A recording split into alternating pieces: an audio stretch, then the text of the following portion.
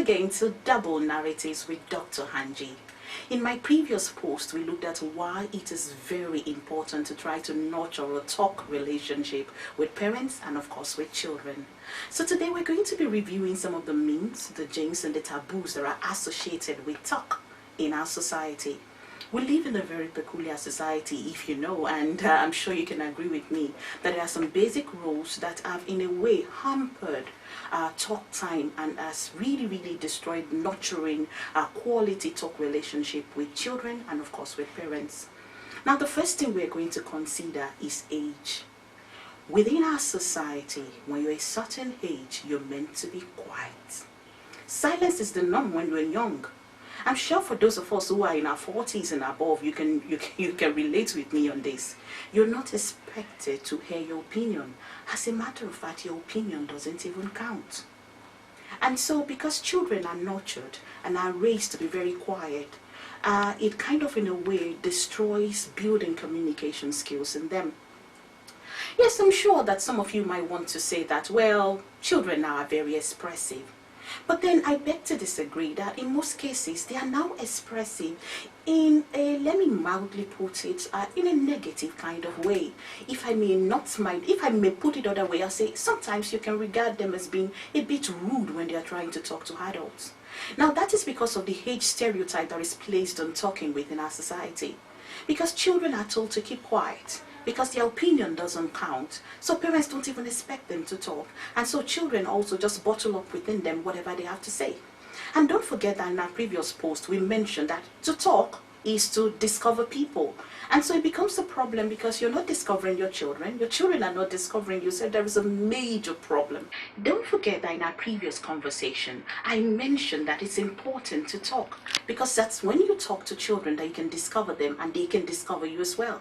So when they have to keep quiet through their growing years, why do we expect them to talk to us when they are grown? Why do we expect them to talk to us when they are teenagers? And so it's the society, it's a taboo within our society that kind of hinders free flow of communication between children and their parents. Another thing I'm going to be considering is taboos. Now there are certain taboos that are related to topics you can talk about. You can talk about sex. You can talk about death. You can talk about fears. You can talk about depression. You can talk about anxieties. You can't just vent. And this becomes a major problem because these are basic issues about life that we have to, from time to time, talk about. Let me give you an example. I was raised by a Sierra Leonean mother, and within my home, it was a taboo to mention the word breast. Can you imagine that? And so as growing children, even when we started having breasts popping out, we could only call it chest, not breast.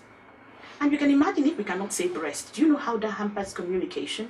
So that means when I want to talk to my parents, I will have to code or not even talk about it in the first place because within my head, I couldn't even see the rationale for calling breast chest. So I never had cause to really discuss some intimate matters with my mother. Now, so because we have some taboos on what should be spoken about, it really destroys communication. I think it's high time we realize that it is of utmost necessity to look away from these taboos. Now you may ask me, Dr. Hanji, is it then that we should talk about everything and anything with children? Considering the reality of the society we're in, where children are guided day by day by social media and friends, I think the answer is yes. We have to be able to break the barriers of the societal taboos around topics to discuss in order that so that we can hear our children talk. So they can talk to us about everything. Now, if children are depressed and they can't tell you they are depressed, it's a major problem. They feel you're not attending to their needs. Also for parents, I think we really need to relax and just let them talk about everything and anything. I remembered some time ago, my sister's daughter, my niece, told my sister that she had a crush on her classmate, and my sister went into a nervous breakdown. When she told me, my simple advice was this is your opportunity to tutor her correctly. Because of course, we remember back then when we were younger, we had crushes too, and we couldn't tell anyone. So we need to just relax about topics for discussion and look away from these societal taboos, for a change. And then we can, try to reach out to them in a better way.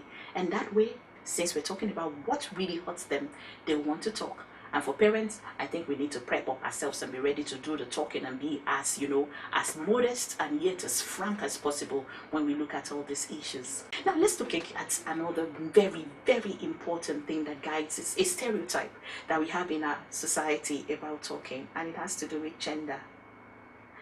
Now, I don't mean to be a feminist. As a matter of fact, let me categorically say I'm not. I'm a communication skills expert, and so I always want to consider both sides of the coin. But within our society, women are not supposed to hear their opinion. Men are supposed to be more vocal. They're supposed to express themselves and talk to us.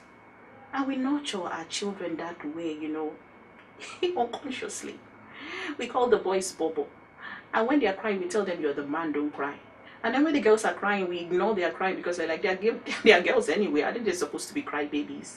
And that way, even when the girls hurt, they might not want to tell us because they feel crying is just the medium of expression. And when the boys hurt, maybe sometimes because they have been told they are men, they don't even want to talk about it. And that may put a major hindrance to communication. And in order to talk and build a lasting relationship, we need to stop looking at their gender.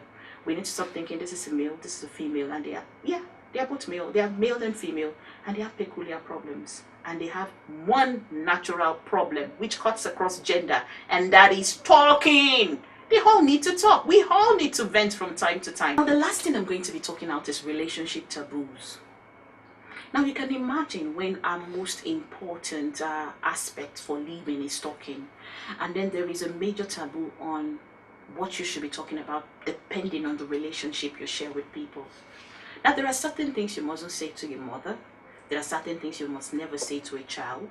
There are certain things you must never say to a man. There are certain things you mustn't tell a sister.